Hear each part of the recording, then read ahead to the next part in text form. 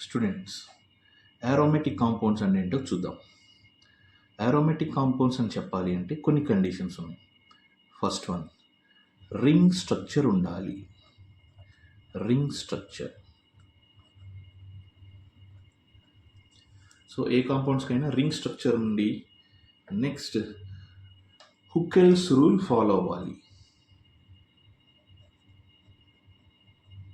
హుకెల్స్ rule.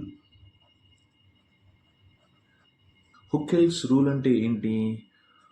4n+2 pi electrons or 2n+1 pi bonds. ఈ 2 conditions, దాన్ని Huckel's rule అంటాం. Next ఇంకేముండాలి? థర్డ్ వన్, అయాన్స్ అయితే డీలోకలైజేషన్ ఆఫ్ పై ఎలక్ట్రాన్స్. ఇది only for ions. Next ఇంకో condition ఏంటి? కాంజుగేటెడ్